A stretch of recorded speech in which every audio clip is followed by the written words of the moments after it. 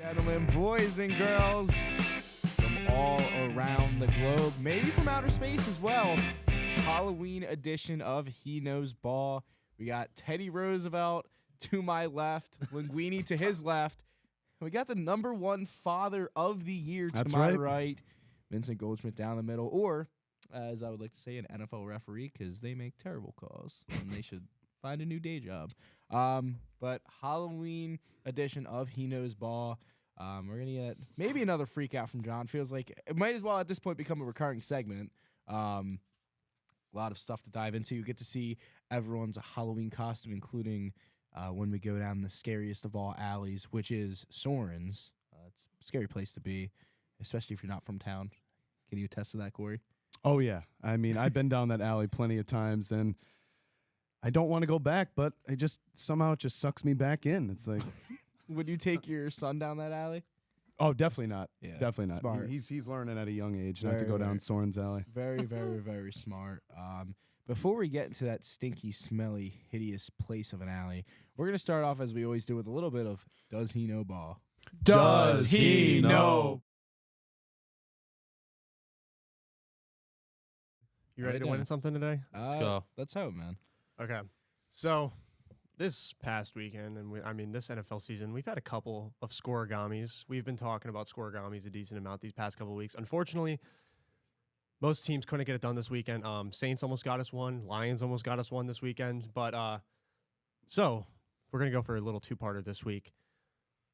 The first thing we got to do, though, is what is the most common score in the NFL? This score has happened 293 times.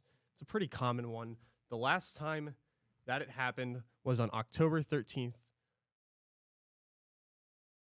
You guys have any guesses? One guess. We'll do one guess, and then for the next one, for the actual teams who first got this score, we'll have two guesses.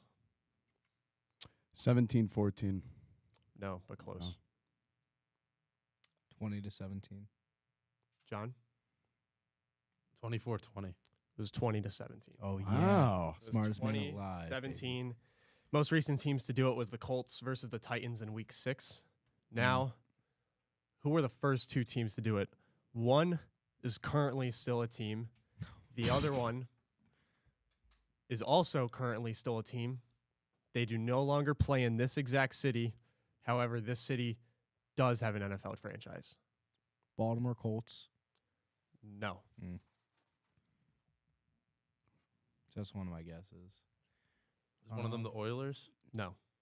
That was a good shout. I heard. Here, I'll give you guys a little hint. Yeah, say it again. This score happened in October 15th, 1944. Oh, that'll help. Yeah, that'll help. What were the teams again? Like one active. One is currently active, still in their city, was one of the first original NFC teams. The other one is currently an NFC team, but the city is in an AFC city. Well, Teddy, you were around during this time, weren't you? I was. I'm struggling here. I guess I didn't watch much football back then. The Cowboys? No. I would say Green Bay. No. Chicago, the Bears. No. What? What? So you burned. You're a last lifeline, baby.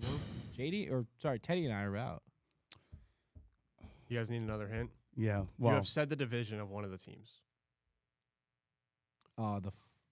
The Colts and no, because none of those teams are new or old, right? Wait, did we say the 49ers? No.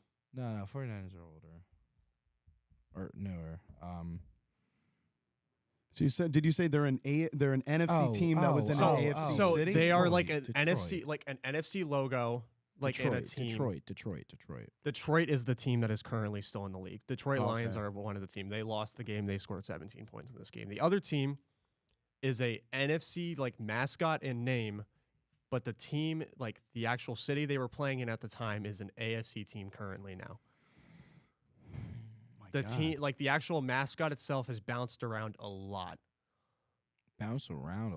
Decent amount. With them, I can think of at least 3 cities that this team has technically played in. And they're an NFC team? They're an NFC team. In this time, they were in an AFC, like current AFC city. This was in the 40s? 44. Oh, my God. Teddy, I'm so disappointed. I was Yeah, focused on other things. I apologize. We got one. We got the Detroit Lions. Detroit. I'm trying to think. They've bounced around a bunch, AFC. Really. They're an AFC city, but they're in the NFC NFC current now. team. Yeah.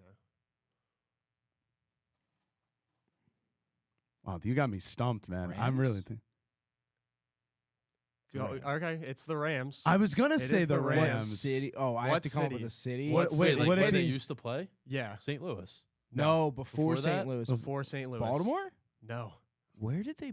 I don't know why I'm fixated. I was Corey- gonna Corey, say you the can Rams. guess. I Let me mean- think, because Yeah, the two strikes There's- thing went out the window. Yeah, there's okay, yeah. L.A., St. Louis. Where else did they play? Oh, man, I'm stumped, man. You just want the answer? I I mean, think I'll so. give it to you guys. You guys did technically get it right. I You was got gonna say the Rams. Lions. I should have went with my gut. It was October 15th, 1944. The Detroit Lions lost 17-20 to the Cleveland Rams. Cleveland. Cleveland. Okay, I This is remember from now. you. Cleveland, yeah. I concur. I was close to Baltimore. Okay, that was a Wow. good one. I know you love your scoregamis, but that one. It was good for Teddy's timeline too. I'm disappointed in Yeah. myself. I wish I did better. But, I had other priorities back then, But before we get into some of our usual segments, two of our guys, they went down to the great city of chocolate, Hershey, PA, to go tune into Halloween Havoc. So, Ben, Byrne, come on down. I wanna see what you guys thought of Halloween Havoc. As You're not coming on, Ben? All right. Drake May does not want to come on. Byrne, come on. As I've never been to a WWE live event, so I kind of want to get your take on the whole Been ordeal. to a live event? No, I've never been. You're missing out. Apparently. Who are you dressed up as for the fans at home? Well, according to the season, it's fall, which means it's now Fred Durst fall. So I'm dressed up as the front man of new metal outfit, Limp Bizkit. Okay. All right. So how was Halloween Havoc? It was good. I give it a 4 out of 5. They had a TLC match, but it was table ladders and scares. Okay. Not much scares, but a lot of chairs. So I don't think it was named correctly. Okay. What were the main matches of the night? Like, what was the card looking like? So I'm going to get a lot of these names wrong because I don't watch NXT. But the first match was Oba versus... was it the Tony D'Angelo Oh, Tony D'Angelo versus The- Obi Fima. for the North American Championship? Then there was the women's tag match. It was Roxanne Perez and Cora Jade. They're now besties, apparently, Okay. versus Julia, Sure. and the other one. I don't remember And the their name. other one. I just don't know their names, but they're apparently Yeah. big stars. They came over from overseas, Mm. and they won, which makes sense. What else? There was another women's match. It was like a gauntlet. I don't know any of their names though. Whoop that far, right? Oh, there was an ambulance match, but it was actually it wasn't an ambulance. They threw each other into a hearse, so it was more like a hearse match. But it was called an ambulance match. Yeah, so kind of misleading, Okay. but I can look past that All right. because it was probably one of my favorite matches of the night. Okay. It was it Ridge? Ridge Holland versus Chase U. Andre Chase. It was a really cool shot.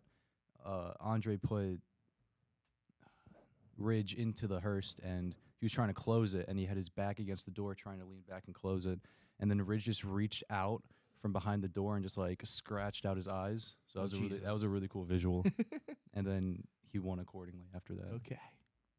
And then The main event was NXT Championship.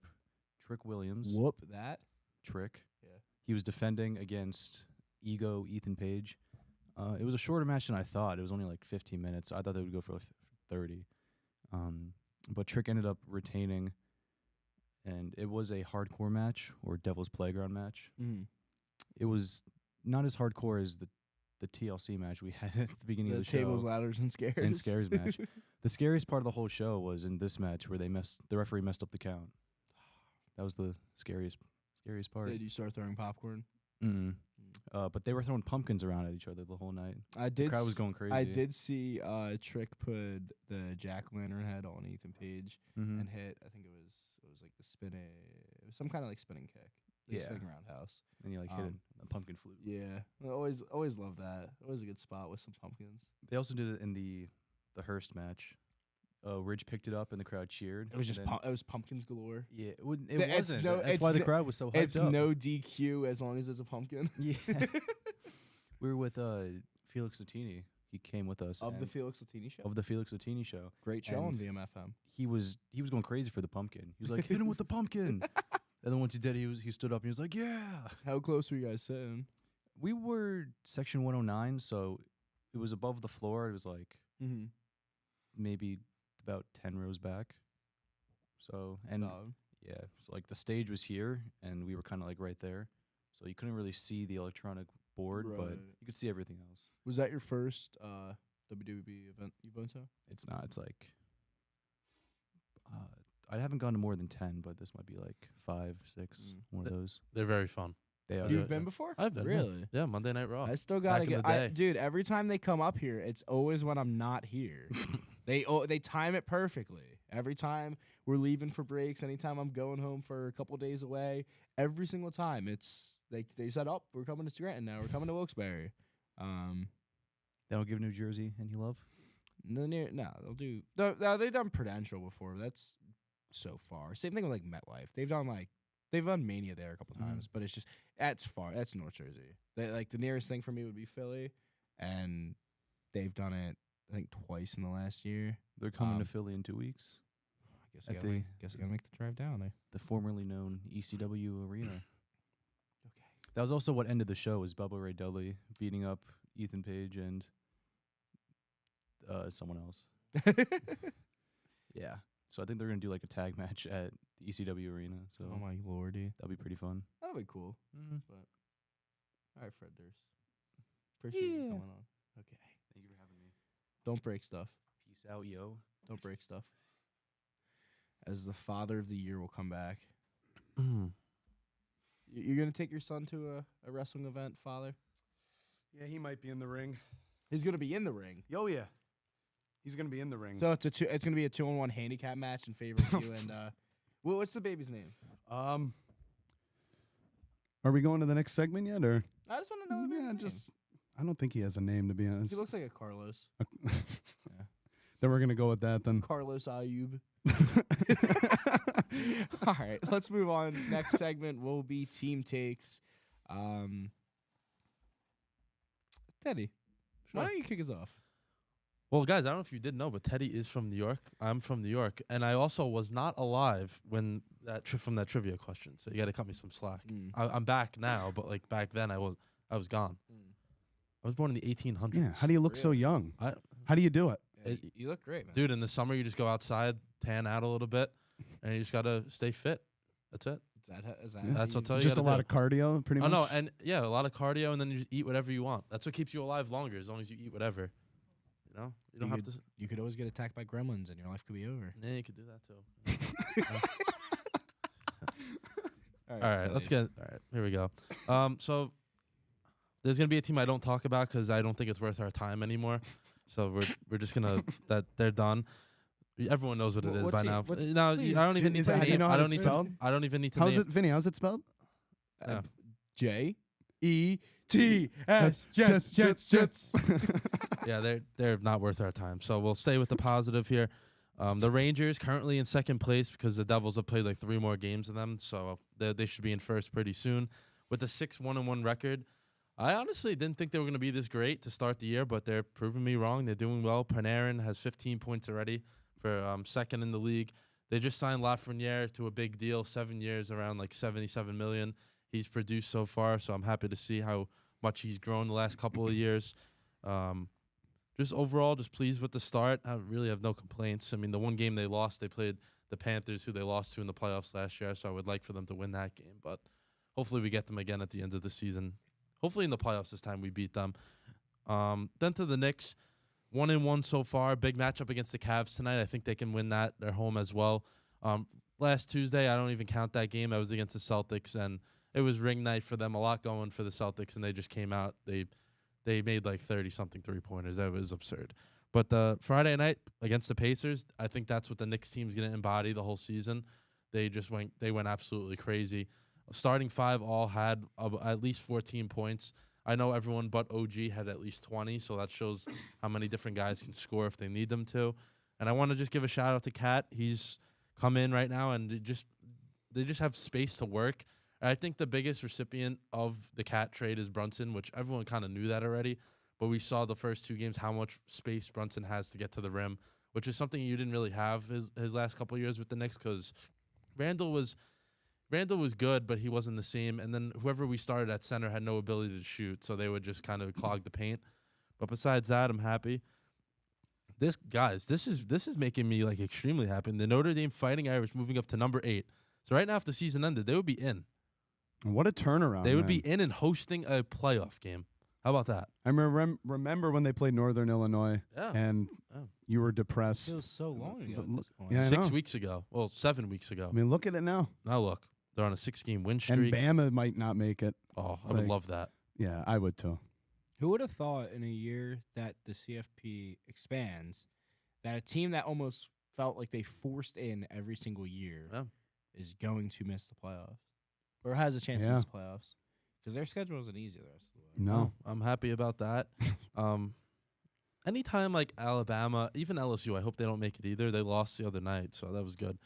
But any of those teams, I don't like them, so I'm happy that they stay out. Maybe Oklahoma could play spoilers. Just kidding. They stink. Hopefully we'll they get to that.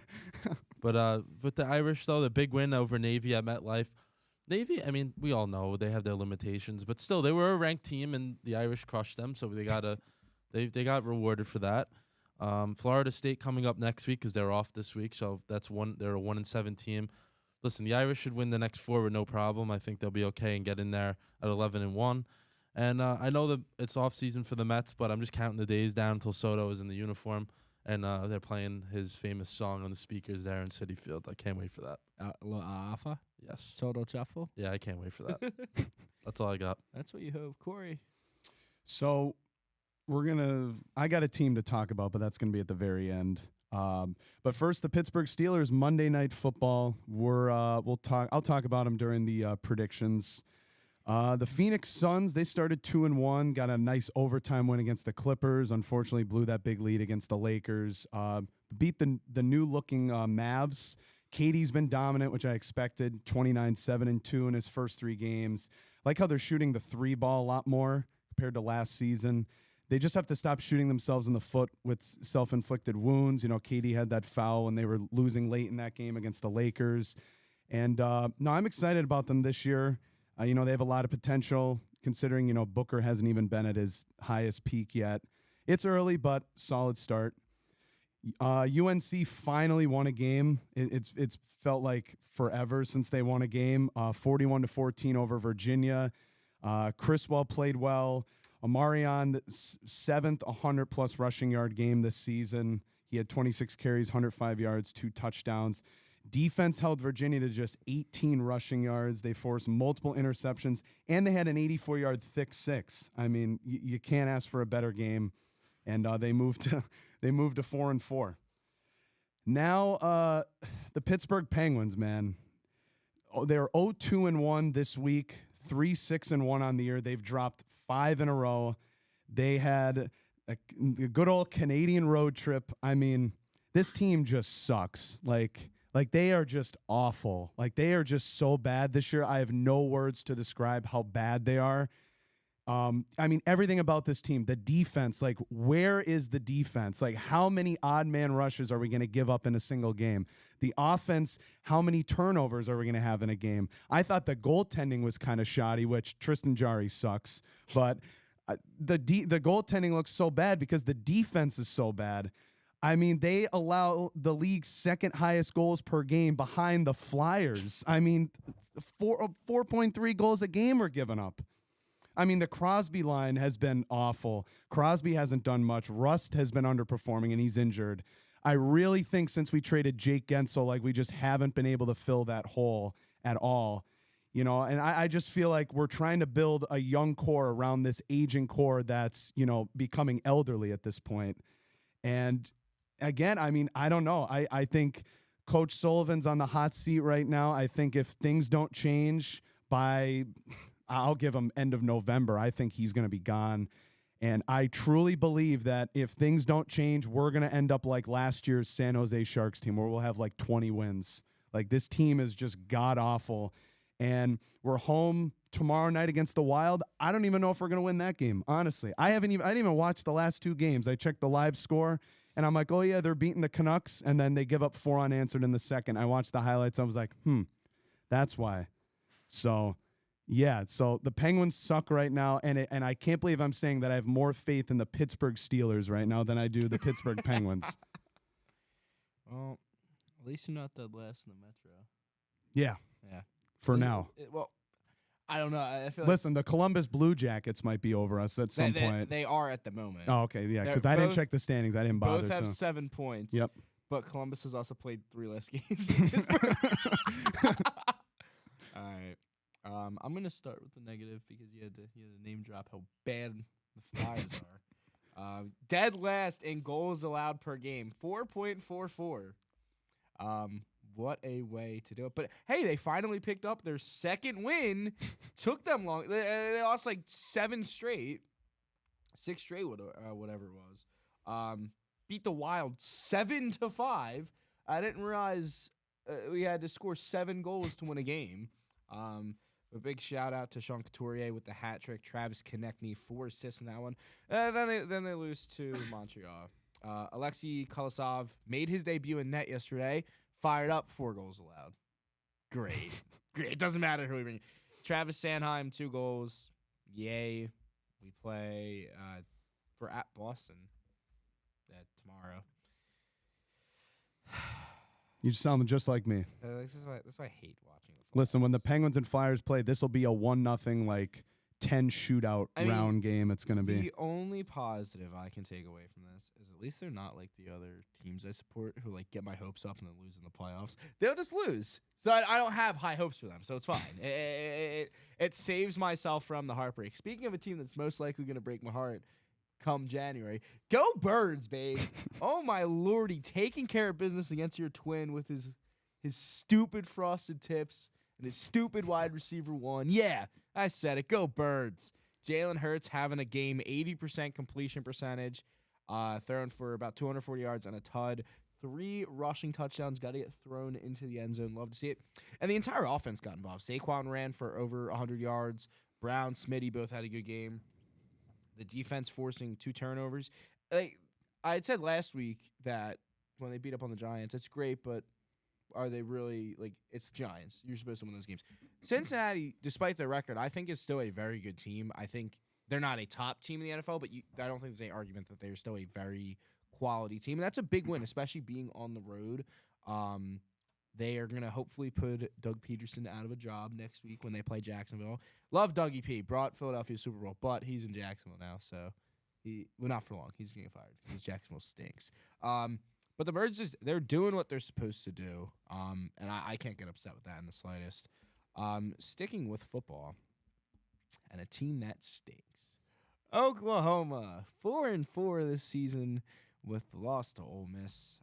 It's their 4th loss in the last 5 games, and they're 1-4 in their new conference. Boy, am I happy we're in the SEC. Not saying we'd be much better if we were in the Big 12, but we wouldn't be getting buried every game because now we still have Bama and LSU and Mizzou, and yeah, I don't want to play anymore. Jackson Arnold looked better-ish, I guess. He's building a connection with freshman wide receiver Jacob Jordan, which I guess is like a good takeaway from the season because not that I expected them to be great in the SEC. I didn't expect them to be this bad, but it happens. At least they're building for the future. Arnold, a sophomore, is probably going to play till he's a senior, most likely, unless he transfers. If he transfers, then he's dead to me, but not the point. But it's good to see the younger guys starting to get involved. Future of the program maybe will be good. Probably not. But lastly, we'll stay in Oklahoma. We'll go to the city. OKC Thunder looking like the favorites from the West as they entered the season, as Baby Carlos waving his arm in celebration. And SGA, Chet, and J-Dub, they look like exactly what they're expected to be. Shea's the ringleader of that team. Chet and J-Dub, the 2 and 3 right next to them. And they haven't even just been beating teams. They have been bullying them. They've won every game by, I believe, double digits. And just taking care of business. It's early in the season. Regular season basketball isn't the most important thing. It only matters if you get into the dance. From there, anything can happen. But it's very encouraging to see them come out of the gate on fire like that. And last, I saw this yesterday. I hate Bleacher Report. I think Bleacher Report's stupid. But it was something that I saw. And it's regarding the Phillies and that the Phillies' top, not trade target, but the Philly most likely to get traded is Alec Boehm. I don't know how to feel about that. I think Boehm was great. I know Aiden Miller's flying through the minor league system. He's one of baseball's top 100. But I don't know if we should trade Boehm. Not yet, at least. I know Schwarber's on the last year of his deal. Cassie has 2 left. I think JT might have 2 left. So we're going to start losing guys in the lineup. I wouldn't go out and trade anyone. Unless it is to bring in a certain man with a certain walk-up song by Alafa. Because I would, as much as it's not going to happen, I would still love to see Juan Soto in a Phillies uniform. That top of the lineup: Turner, Harper, Soto. Dreams. That would get you excited. Yeah, and then they would lose to the friggin' 82-win Arizona or St. Louis Cardinals in the wild card round next year. So it doesn't matter. I'm still not over it. Okay, let's go down the scariest of all scary places. Let's go down to the stinky, smelly Soren's Alley. As the president does not want to be in that alley, understandably so. He's got an image to uphold. Jeez, knock the table over, Soren. Golly. Well, he is dressed up like a horse. Yeah. So yeah. As I will tell the story of how I got this costume. Whoa, Okay. we're diving right in. So Twas the night before Christmas. And all through the house. I was looking through Amazon and I saw that this costume was available and it was reasonably priced. It was like $24 or something like that. I had an Amazon gift card. Good looking out, Jeff Bezos. and I was like, maybe this is worth my investment. And then I was like, yep, and I bought it. So I saved some money though. It was 24, but I got it for $14. I mean, this is Solid, probably man. the best Well- $14 investment. Well, I've had I in a wanted you to while. get another one, another type of horse costume, but you didn't listen to me. But I think that one turned out nice, though. Yeah, it did. Yeah. But it is really comfortable. Like, it's not bad in here as in terms of like the room temperature or anything, but it's not too bad. Soren, you're also wearing like a plush, not even plush. You're wearing like a zip up horse costume. John's wearing Teddy Roosevelt's wearing a suit. So, all right, what's going on in the stinky, smelly, disgusting Soren's Alley? Well, we're going to talk about the Toronto Maple Leafs and how average they've been this year. Like I said, not doing great so far, but gotten wins from the Penguins so far, the Kings, Yeah, get wrecked, Bucko. the Red Wings. Yeah, we know how bad they of are. course. And lost to the Bruins, I believe, on Saturday Well, they always lose to in the overtime. Bruins, So, especially Game 7 in the postseason. like I will First always round. say every year, they're going to be disappointing, as always, but who knows? I mean, Soren, With the it's new head- early, with the- Soren. Yeah, I know. But like I said, with a new head coach, some new players on the team, maybe it might, help to get the team morality going a little bit. Hopefully, working with each other and hopefully that works out perfectly. But the next thing I do want to talk about is Virginia Tech. They are looking good. They beat Georgia Tech pretty heavily, 21-6. They're looking like they're going to be in a bowl this year, and they're a fun team to watch. Like I said, Kyle Drones is throwing the ball pretty well, throwing it to his main receivers, and the defense is holding up pretty good that game too. So I was pretty happy with that. And yeah, pretty much that's that. But I believe I was looking at their schedule coming up here. What, VTEX? Because I got it right here. Yeah. I mean, they got a good chance against Syracuse. I mean, I forget their quarterback's name. Didn't he throw like 5 picks? Oh, Kyle McCord. Yeah, didn't he throw like 5 picks? We'll get there. We'll get there at some point. Then I think their tough test will be just Clemson. Yeah, I think Clemson's going to be the big one. But if they could somehow win that, They just got to win one more. That's it. yeah. They should They win two of those. I mean, well, worst case- 3 of those last 4. Worst case scenario, they would probably win against Virginia, but I know that's going to be a tough one because it's the Battle of the Commonwealth Cup. So that's going to be an interesting battle to see. If they lose out, you'd be disappointed. Honestly, I think they could take Yeah. 3. I think the only one that's tricky is Clemson. Yeah, I that's think what I'm Yeah, saying. Yeah. Duke's kind of. If they lose out, that would you're going to be very disappointed. Yeah, but hopefully that game the last game in November, hopefully will be an exciting one for me to watch for the Battle of the Commonwealth.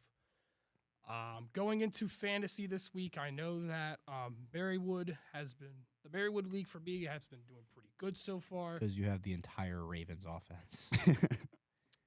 Okay. That's what happens when a team has success. When you have an entire team and a team has success, usually your fantasy team has success. I think the only problem that I am having with that is being the tight end position because I've noticed Njoku had a pretty decent game, but It was National Tight End Day. it was, yes. Decent. He had 17. But there was another player that stood out. It was Cade Otton.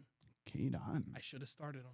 Yeah, but you still got 17 points every tight end. Soren, so help me God if I go on fantasy and you are winning this week, I'm going to. He is. I'm just. I am Dude, what are you complaining? You're like, oh, my team's, you know, it's not really No, it's performing just the I way didn't. like Soren, you're I didn't one of- start the right tight end. So, this week. Soren, you beat the crap out of Wiggs. The game's over. You won by like 30 points. What are you complaining about? You're one of the best teams. You beat the second best team in the league. You're ahead of them now. What are you complaining about? I mean, there's stuff. Soren, you're Job not done. Soren, Job not done. Soren, you're more or less locked in to the playoffs at this point. Like, what are you complaining about? I don't know. Soren, wait until we get to my fantasy freakouts. Like you'll see, like my franchise is just. Yeah, you're gonna be getting frosted tips soon, man. Well, we'll get to fantasy freakout. I'll get into it a little bit. Yeah, but there is also another league in fantasy football that I do want to talk about. It's the place that I work at. It's the Kobe Run League, and I am currently losing to a former worker of mine. I believe his name is Jody Peart.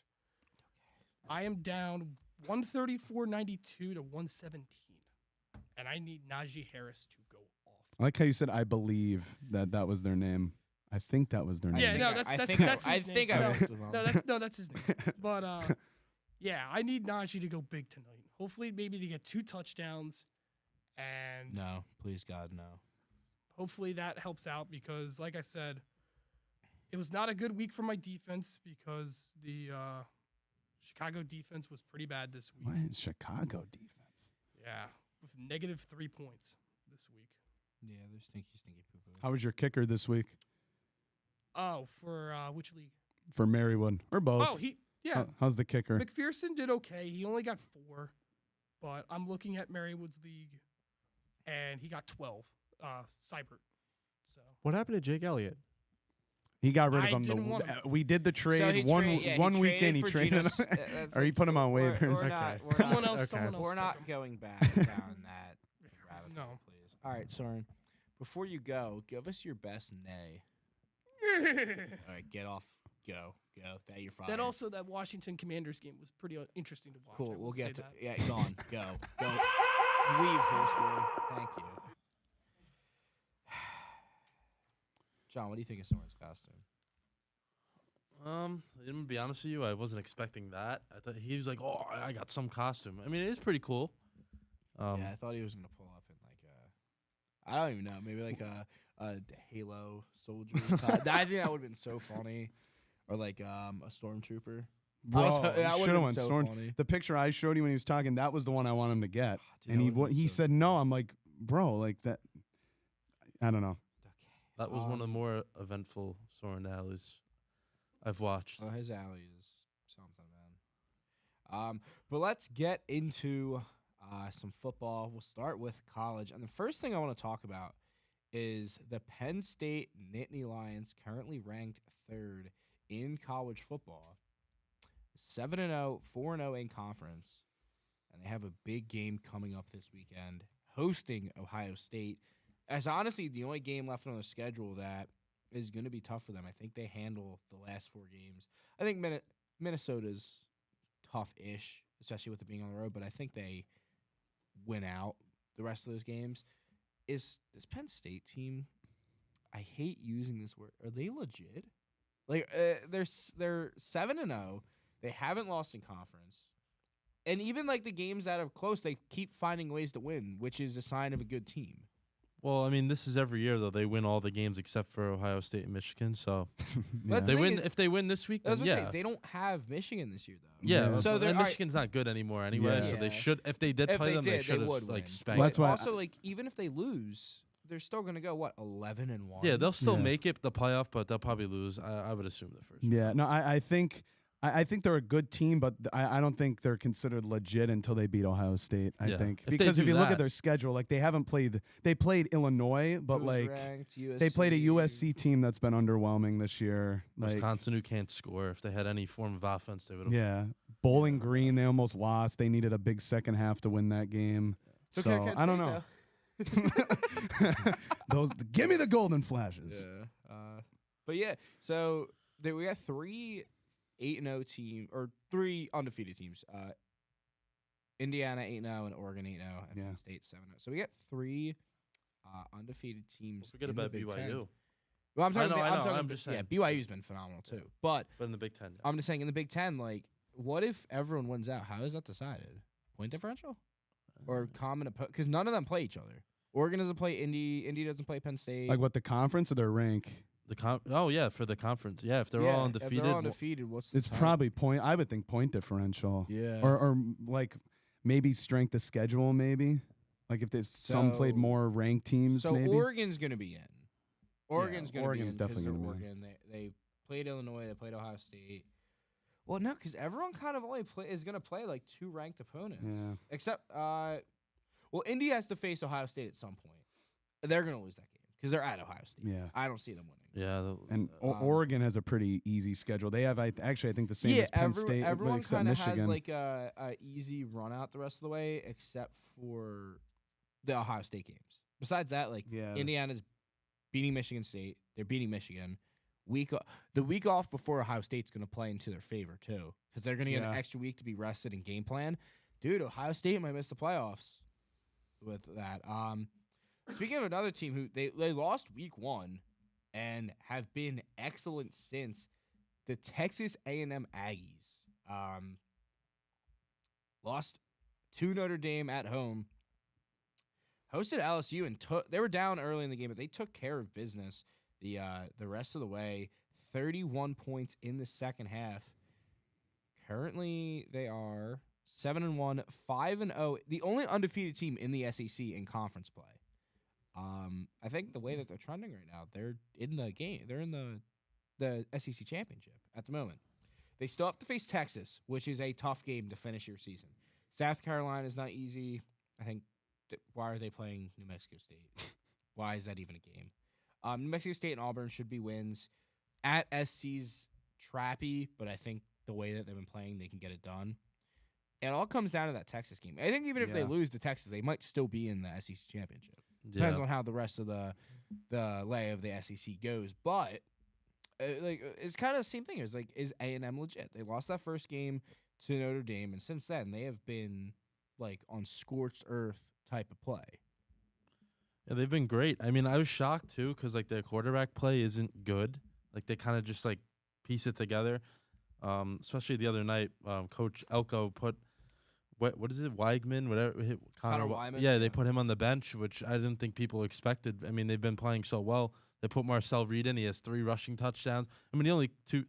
The best part is he threw 2 passes, completed both of them for 70 yards, and rushed for 3 touchdowns. Like I couldn't believe it.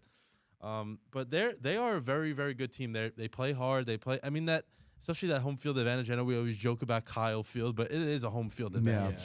Yeah. It's something that can play very, very well in their favor. I mean, and they're home against Texas, right? That last game of the season. Yes. Think Yeah, I so, think yeah. they have the advantage. As long as they win those next 3 games up until that point, I think they're going to be okay. I mean, I don't think I can argue with that either. They're just so good. No, I agree. you know, like they said, they got those two big ranked wins. Like, because when they beat Missouri, that was when Missouri was still They were hot. pretty at that hot. point, Yeah. So I think they're a lot more legit than Penn State. Oh yeah. I'm a big Texas A&M fan for the rest of the year. Is that your team? Well, it's because Notre Dame beat them, so anytime they keep winning, it looks good for us. Notre Dame That versus is true. Irish in the in the CFP. That would be sick. Run it back. See what happens. The next note I want to get to, Alabama coming off of a victory this weekend, 34-0 against Mizzou. They're going on a bye this week. When they come back, they're in Death Valley against LSU. It's a final ranked game of the season. Kind of have 3 easier games after that: Mercer College, Oklahoma, and Auburn. Where is the panic meter at for Bama? Because if they lose this game, they're done. Like, they can't make. That's what I was just about to There's say. no yeah. argument for if you have 3 losses, Yeah, you're done. you can't make the playoffs realistically. So, and where's the panic meter at for Bama? If you had to put it, I feel like they're not. I mean, they're not this year. This entire year, though, like they beat Georgia, yeah, but like they haven't looked that great. I mean, the beginning of the season they did, but they didn't. The first 3 games they didn't play anybody really. And then once they got into conference, I feel they've struggled. Besides this week, they've struggled in every game. I mean, they've won some of them. They've lost, obviously. they've lost on the road. Yeah, they've lost on the road. Yeah. That's an elimination game for them. That's not this week. Next week. That's what I'm saying. It's on Yeah, the road too. Yeah, Yeah. I would be Yeah. very, very nervous because LSU is still a pretty good team, I think, in my opinion. Well, they should have lost 3 in a row. Like that South Carolina game, they should have lost. And Yeah, they were South trying to Carolina give it just- away. Yeah, South Carolina just gave it to them. Really. Yeah. Same thing with the Georgia game. They Mhm. almost gave that game away. That's it too. I forgot about This that. has Yeah. been Mizzou is the only conference game that they took care of business start to finish. Yeah, and so it could have been 4 losses in a row then. Yeah. Really. And Mizzou's Yeah. quarterback Cook was playing injured, and then he came. It was Yeah. a whole mess. So they got lucky the other Yeah, night. so that's but- what I'm saying is like if I'm a Bama fan, I'm sweating right now because again they haven't won on the road. Yeah, in Saban's probably conference. sweating at the house with Miss Terry. He's gonna have to come back. He's like, all right, you're done. All right, taking the reins all off." right, guys. But the new AP Top 25 coming out. Top 4 are still the same: Oregon, Georgia, Penn State, Ohio State. The U of Miami 8-0, moving up. John's Goi. Moi Goi and hopefully future quarterback. Moi Goi Hall of Famer Cam Ward taking care of business with the Canes. Texas dropping 1 spot. Notre Dame up to 8th. Then we got BYU top 10 and A&M. They've been rounding out. awesome this year. They've That- been phenomenal. Yeah. The- dude. the quarterback- Who would have thought? what is it? Retzlev? I'm not good with names, but Where is it at? I'm pretty sure it's Jake Retzlev. Retzlaff, yeah. He's been great. I mean, the running ability, the throwing. He's just. I mean, I didn't think BYU would be really anything this year. Like BYU's, I be a mean, threat, but the Big 12 is just all offense, and that is what this team is. They have 1 game where they've scored less than 30 points, and it was at SMU. yeah. Why? Couldn't tell you. But they've taken care of business. They do face Utah. Now Utah's offense has been kind of, but their defense is bad, or the defense is pretty solid, and they're on the road at Utah. I feel like Kansas, not worried. Arizona State, you're at Arizona State, but again, Arizona State's actually been pretty decent this year. I can't diss on them too Yeah. much. And then Houston, but I just think like BYU is gonna have an easy bid to the CFP and to the Big 12 championship, and they're gonna face Iowa State or Kansas State. And both of those teams have been phenomenal. Really this good. year. Yep. We got Pitt moving up into the top 20. 2 new ranked teams. We got Washington State of the Pac-12, one of 2 members of the Pac-12. 7-1 this year. Only loss coming to Boise State, who is also excellent, currently sitting at 15th. And then how about, last year they were ranked because of all the hype, and then they were awful. A lot of people sold on Colorado. Now Colorado's 6-2. It was complete opposite. They've It's been complete, and their losses too. They lost to Nebraska, who at the time was on fire with your guy Dylan Raiola, and they lost to a ranked Kansas State team by 3 points. and they had that lead really late into the game. I think they lost it with like 30 seconds Yeah. left or something. That's like what that. I'm saying. So this Buffalo's team has been really, really good. I know I like in the past couple weeks I'd kind of been out on Sanders with just kind of the way he throws his teammates under the bus, but you can't deny how talented him and Travis Hunter are. I mean, you look at their win against the Bearcats this week. Shador going 25 for 30, 323 yards, and 2 tuds. Those 2 touchdowns going to Travis Hunter, who had 9 catches and 153 yards. And Shador adding a rushing touchdown on the ground, too. So, like, this team is at this point, they're bowl bound. They would have to lose out to miss the bowl. No, they have 6 wins. Oh, it's 6. Yeah, I they keep got thinking 6. it's 7. Yeah, they're good with that. But They're bound for a bowl. At this point, you got to think they're fighting for. They need some help within the conference. They need Iowa State to lose. Iowa State isn't going to lose. They play Kansas State, so you need Kansas State to lose one more, and then you need them to sabotage Iowa State.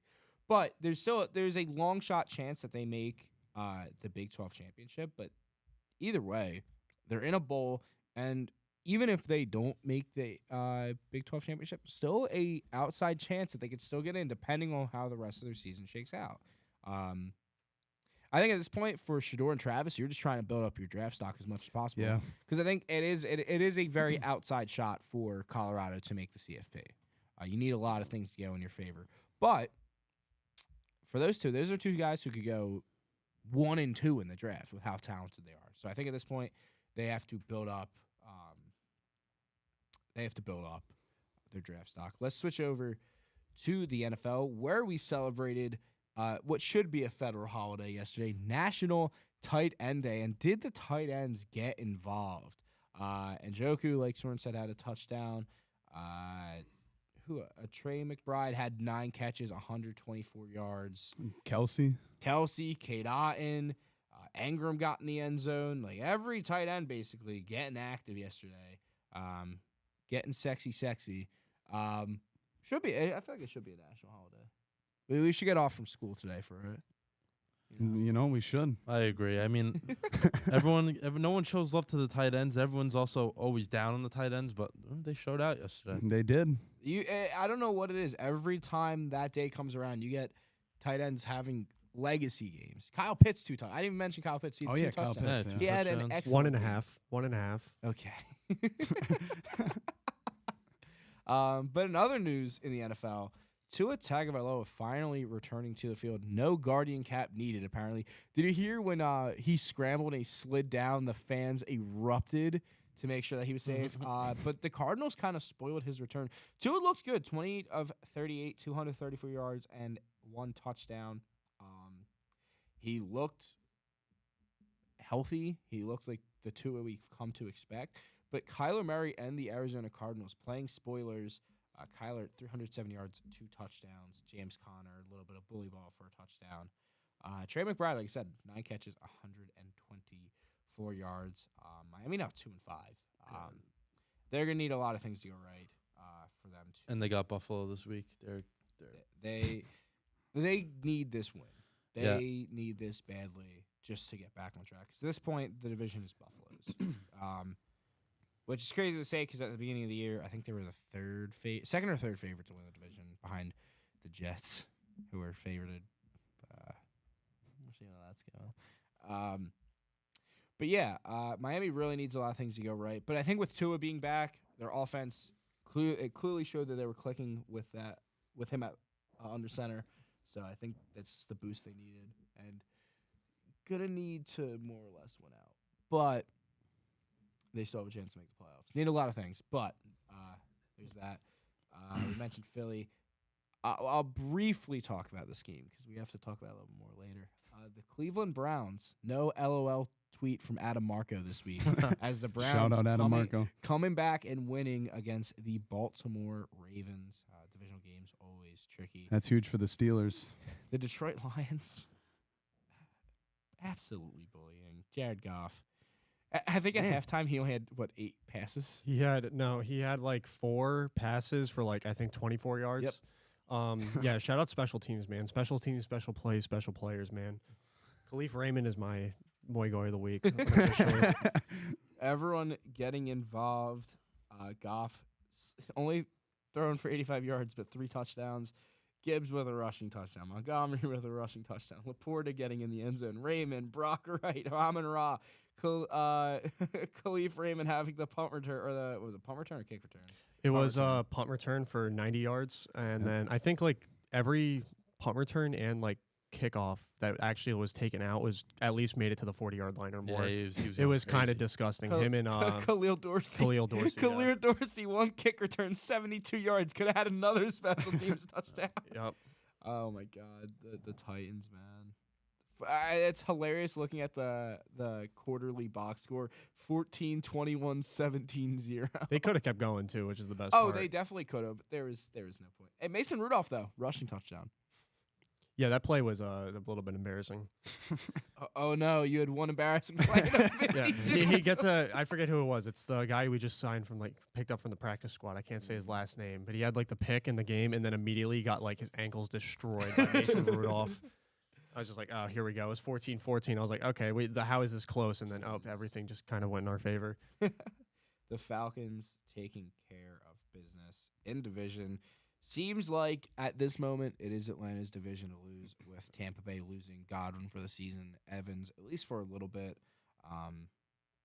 Falcons have taken both games against the Bucs, and 3-0 on the road too. You know those home wins are going to start to come around, so if they can keep up the dominance on the road, wouldn't be surprised if in a few weeks we have the conversation of are they one of the best teams in the NFC, and if they're going to be contending for that first round bye.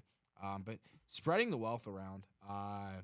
Darnell Mooney, Pitts, Bijan, London, all of them getting involved.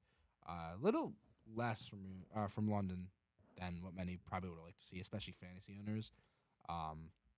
But still, spreading the wealth. Coco Chains going crazy. The Texans narrowly beating the Colts in such a hideous end. Richardson not going out of bounds, just trying to barrel over people.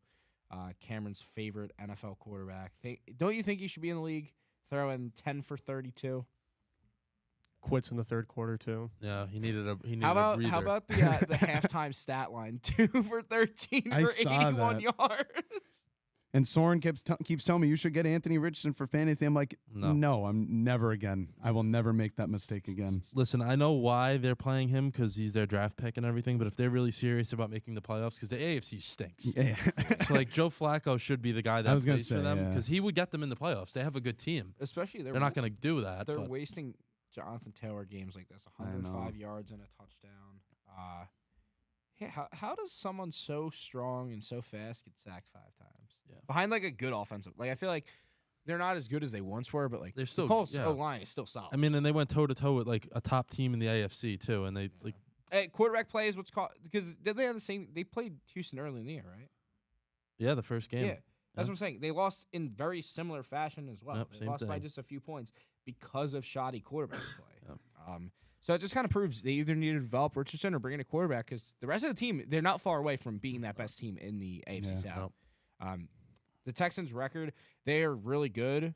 I think the record reflects that, but there's just something about their games that they're not winning games. It seems like they're escaping. They're 4-0 at home, which is great, but they're not taking care of business like I feel like a lot of people expect they would. Yeah. Yeah, I get that. I just feel like I don't know. If you're a good team, you win any way you could. So it's showing in the playoffs they can win with their defense. If Stroud has to go out there and throw for 400 yards, he can do that. And Joe Mixon too. He's been great for them. He's been a beast. Awesome pickup. Packers back-to-back weeks of Brandon McManus winning the game for them. I know you're excited to see Josh Jacobs finally get going. Yeah. Proud of him. 2 tuds last night. Proud I father. believed in him. I believed in him, and Proud father. he's repaying me now. The Bills barely breaking a sweat against the Seahawks. Yeah, that was a joke. Chargers and Saints were trying to get a scoregami yesterday. You had 3 different quarterbacks in for New Orleans: Spencer Rattler, Jake Hayner, and as always, the great Swiss Army knife that is Taysom Hill. Yeah, the fall off of the Saints. I think I was saying to John a couple days ago, I was like, remember that first or second episode where I'm like, you know what? I think the Saints could win the NFC. And then John was like, you know what? I'm thinking the Vikings will. And then now look at the Saints. Oh no! It was Or who's the- going to win the NFC South? the and South, that's it was what- the yeah. Saints, Bucks, or Yeah. Falcons. Yeah. That's right. That's now right. the Saints are in the category with Now they're- should be in the category with the Panthers. Yeah, because I was like, I liked the Saints last year, and they just disappointed me, so I'm Yeah. done with them. But how about in this game, Lad McConkey, 6 for 111 and 2 tutties, having himself a game. Big Montana getting involved. One of my favorite tight ends, Will Disley, have on National Tight End Day, of course. Looking at the Why is Jalen Rager still in the NFL? He had a big catch yesterday too. I couldn't care less. Well, what I'm Jalen just Reagor I'm does. just putting it out there. I mean, He should go play in the XFL. We're not dropping babies, unlike Eckler. The Denver Broncos 5-3. Who would have thought? Taking care of it. It is the Panthers, so still win. But how about not just Bo Nix slinging it? Bo Nix did throw for 284 yards and 3 touchdowns and ran one in. Cortland Sutton completing a pass for 28 yards. And how about the punter, Riley Dixon, for 3 yards completing the pass? You love to see the punter get involved. Little trickery from that club. The Commanders game, we talked about that. How about coming down to the wire? Jaden Daniels balling out. Hail Mary. You see, I don't know if you saw on Twitter, one of the Bears defenders, he's like hyping up the crowd, throwing his arms up, and then they allow the touchdown. Yeah, it went off his hand, actually. yeah, he's gonna get ripped. Film. Yeah, I was gonna say film's gonna be really fun this week. It's Tyreek Stevenson. So I was about to say Yeah. Stevenson. Number 29. Yeah, he's gonna be really upset this week. Kind of in all seriousness though, kind of underwhelming for what at least I had like high hopes for this QB1 versus number 1 versus number 2 pick game. Daniels played fine. He didn't play great. And then Williams stank. But the Bears falling to 4-3. Winless on the road, so that's a good sign that they're taking care of business at home. If they could at least get to about 500 on the road this year, could definitely be a playoff team. Also, we've talked about it numerous times. The NFC North has not played each other enough. Once that happens, some of these top teams that are all coming from the NFC North will plummet. How about the Niners I wouldn't say taking care of Dallas, but getting a win over Dallas. I was gonna say they almost blew that one. That got a little hairy at the end. Well, guys also getting banged up too. Mason got pulled from the game early. Debo play all the way through? Nope. Yeah, that's what I'm saying. Like everyone's kind of getting hurt. They just got to let the juice get loose more. They're not giving him enough touches. Kyle Juszczyk. Let him get the ball 15 times. Promise you he'll pay. How about Jesus? I'm looking at CeeDee Lamb's stat line. He went crazy. For fantasy purposes, Yeah. that's phenomenal. But before we get to our favorite segment of Fantasy Freakouts, we're gonna start. We're gonna go with Moi Goi of the week. Wait, is that your goy? No, I thought that was your goy. No, that's Moi Goi of the week. We'll stick with the NFL. Corey, I alluded to it a little bit earlier, but who is your Goi of the week? So my goy of the week is famous Jameis Winston.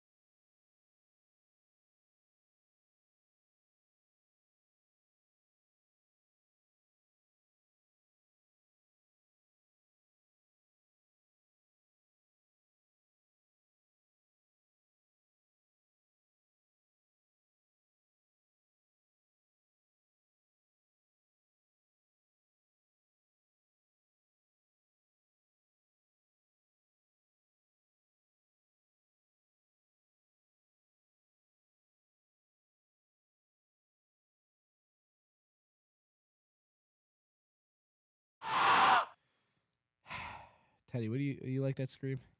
Love the scream. Yeah, that was peak voice. I mean, my voice is a lot. Let me put the glasses back. Yeah, come My voice is a lot better back then, but it's getting there. on. I'll get us started. Currently, I am 0-1 in fantasy. I have officially lost my main money league. Every week I come on here and say, "Oh, I lost my main money league." I'll bounce back though. I'm so happy I'm projected 125 points each week because it keeps not happening. But I'm barely projected to be 0-3. I'm projected to lose to your dad in your brother's league. I'm projected to lose to your brother in our league by like a combined like 2 points between both leagues. I think I'm projected to lose to your brother by like 0.6, and I'm projected to lose to your dad by like 1. Like it's such like a little amount. But I'll give some big shouts to my big scores this week. Kyron Williams, 22.6 points, having 97 yards on the ground, 15 receptions, 19 in the air, and a receiving touchdown.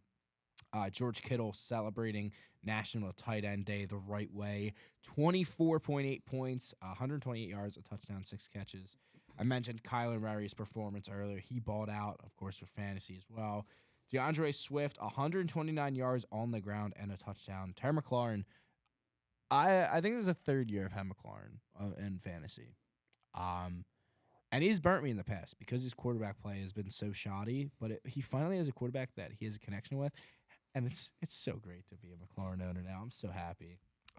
Devon Achane playing great with Tua. Look what happens when you don't have Tim Boyle and Jacoby Brissett and Skylar Thompson.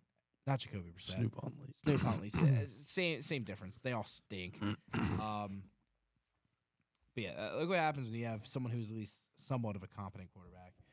What hurt me this week is bad benching decisions. I benched Marvin Harrison, who had 123 points. Or 23 points. I think he had 113 yards, something like that. 111 yards. I benched Ramondre, who absolutely balled out against the New York Jets. Let that sink in a little bit. And Darnell Mooney, not that I really would have wanted to start Mooney, but he's been great this year, so he has to at least be considered to be in the starting lineup every week. And then what I have here, Stinky Poo Poo. Jordan Love, indeed, was Stinky Poo Poo. Before he left the game, injured with a groin injury. Javonte Williams is getting the same amount of touches as Jaleel McLaughlin. I hate Jaleel McLaughlin. And DJ Moore just not having a good game. That's what happens when your quarterback throws for less than 50%. It just kind of happens. So those guys are indeed Stinky Poo Poo. Corey, do you have anyone who's Stinky Poo Poo? I do, actually.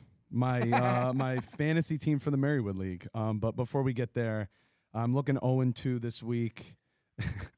As John's As I look over. as Teddy's unraveling over there. In my high school league, I lost by 3.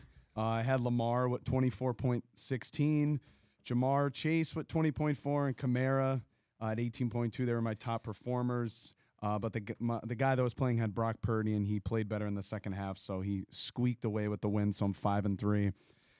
In the Marywood League, just the same, Same story. Mixon, like 20-plus points again, 23.4. Mooney finally bounced back with 20.2. Last 2 or 3 games, he's been like single digits. And shout out to Cameron, the Lions defense, 13 points. They got a touchdown, 2 picks, 2 fumble recoveries. The list goes on and on with how good they played. Geno Smith sucked. He was so bad this week. 8 points. That was it.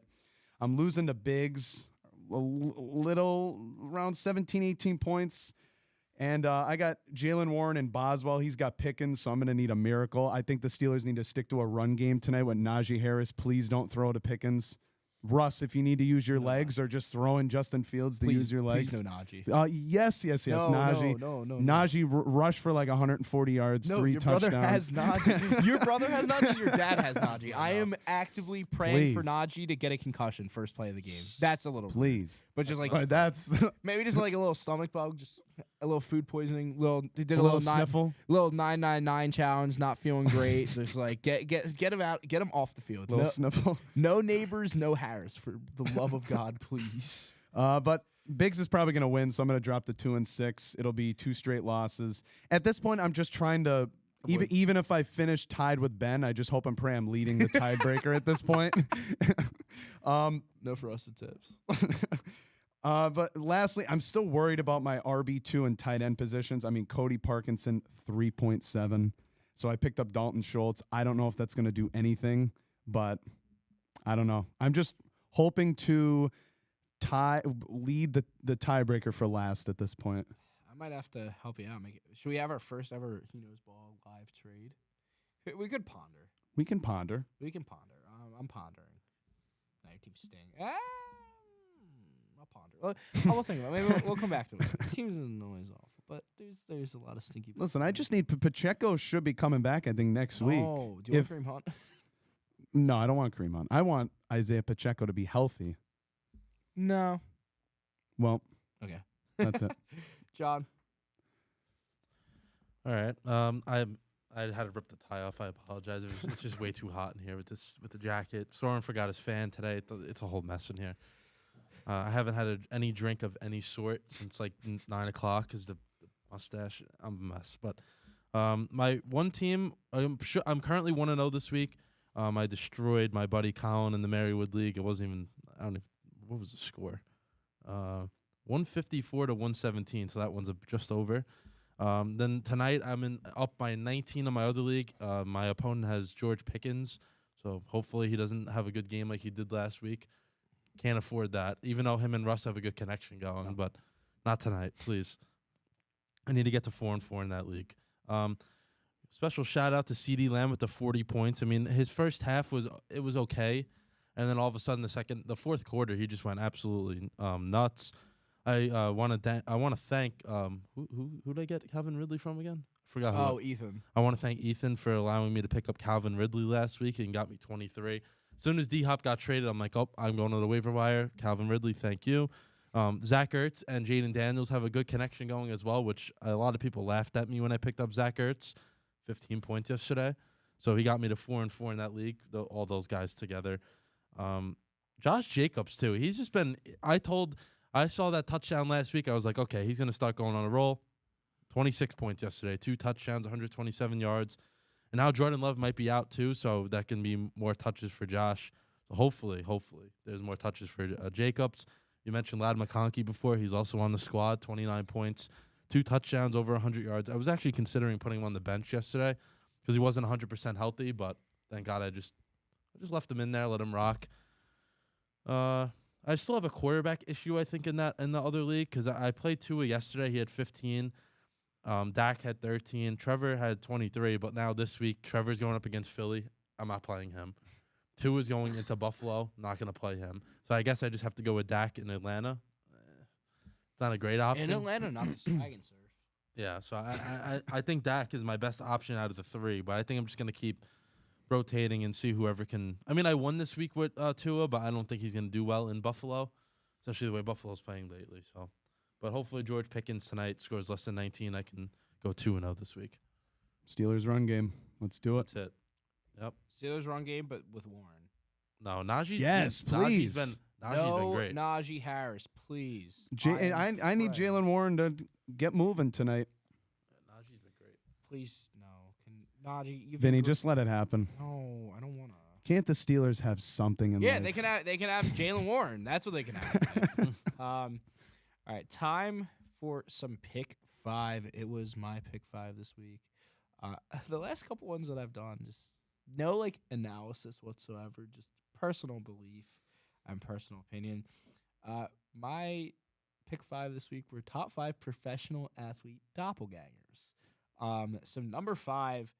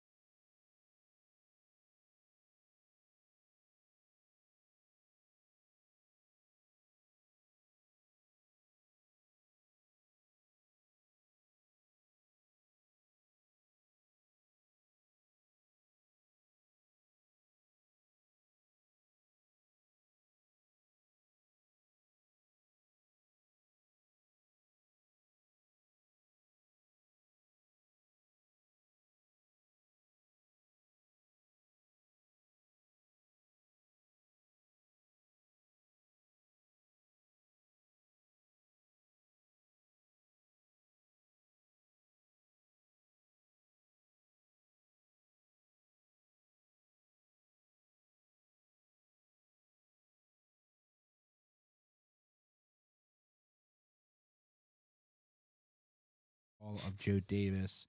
Or Gibby Meet Freddy, sorry, wrong way around. Game 3 tonight in the Bronx. Yankees need to win this one. Judge really not looking like the Judge we expect. There was a lot of concern. Ohtani did leave the game on Saturday. Was concerned. I think it was his left shoulder. Dislocated shoulder, shoulder, yeah. yeah. He's gonna play through.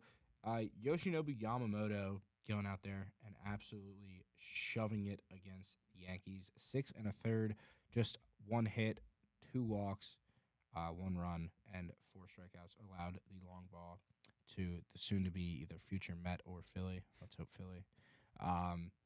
Yankees really need to get something going. Offensively, have been really stagnant.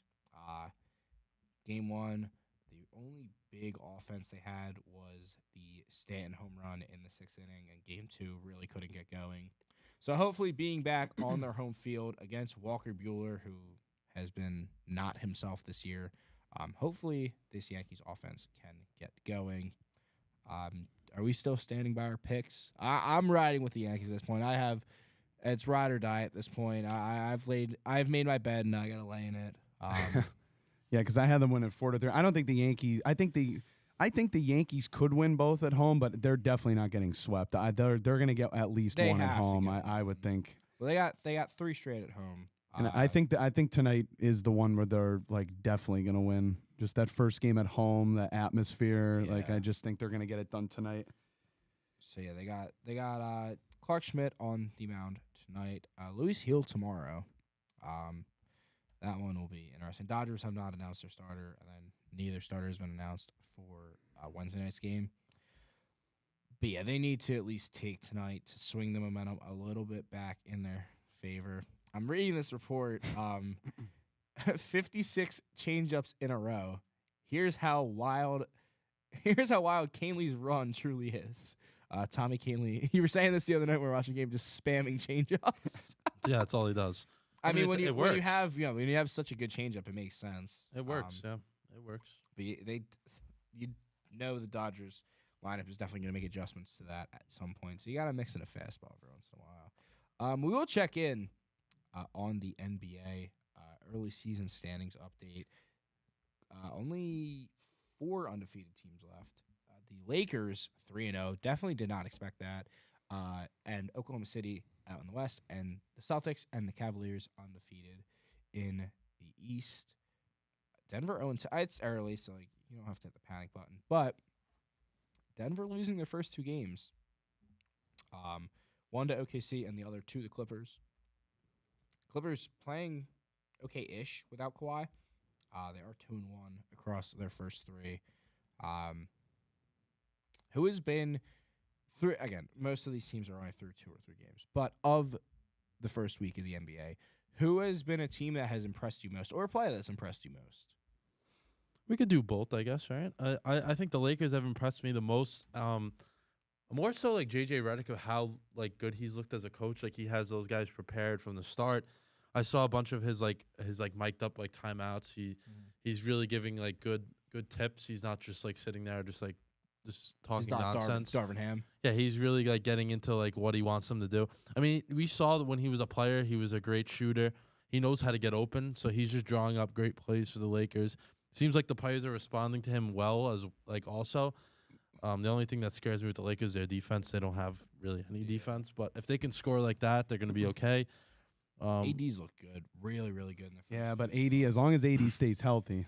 That's been his thing. 'Cause His it's whole, like that's been his anymore- thing his whole career. Well, anymore, it seems like if he goes down, it's like everybody holds their breath. Yeah, but I mean, you look. He has 30+ in every game, 2+ blocks in every game, 8+ boards in every game, shooting 40% from 3. This is the AD we've come to expect. Mhm. It's about staying on the court for 70 games, which is a big ask for him.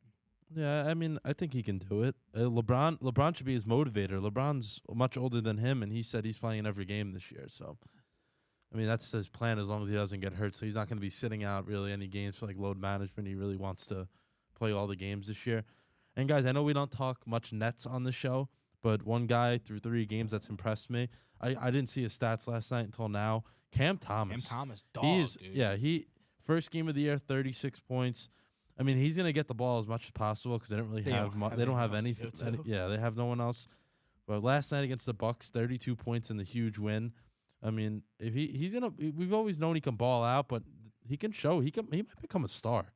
I mean, last year he averaged 23 a game, so I think This could be the breakout year. Now that Bridges is gone. I mean, they have Cam Johnson and Dennis Schroeder. Like that's Oh, not. speaking of that, did you see the video that surfaced of it was after they played the Raptors? No, it was when they played Orlando. And Ben Simmons is walking in the locker room, and someone with the fan said you're trash or whatever. Yeah, and Schroeder and the entire Nets roster went and pressed the fan about it. I did see that. Yeah. So Lakers is your team. Cam Thomas is your guy. Yeah. Corey, who is your team that you've been most impressed with the first couple weeks, and who is your player? I mean, going back to John, I do think it's the Lakers. I'm impressed with what they've been doing right now, and especially with AD too. Like he just continues to ball out, and LeBron at his age, like LeBron just hasn't let up. And they've beaten good teams too. Yeah, Corey. Like I know. the Timberwolves are going to be good. The Suns are going to. I think. I mean, I'm banking on them being good, and the Kings as well. All three teams that are solid, and they've beaten them. Yeah, and a guy that's impressed me so far. I mean, he's been good for all of his career for the most part. But Klay Thompson, I was really curious to see how he would mold into that Dallas offense with Kyrie. And I mean, right now, 22 points and 19 points his first two games. I mean, they split their first two games, but he's played very well, and it actually seems like he's enjoying playing and being in that system. Yeah, he really seemed to struggle his last year with Golden State. Yeah. Golden State, but like it seems like he's finally. It's weird to say maybe he wasn't fitting into the Warriors with how successful they were, but it just seemed like that connection, the Splash Bros, it wasn't really a thing anymore. It feels like in the last few years, it's definitely faded away. But yeah, so I think his new location down in Dallas has really done. It's definitely helped him out. It might even be a resurgence in his career because I still think he has a lot to give. Yeah, he doesn't really have to do much either. You got Kyrie and Luka just handling the ball. He could just stay in the corner, just shoot. It's a lot of not as much pressure on him either because he's the third guy.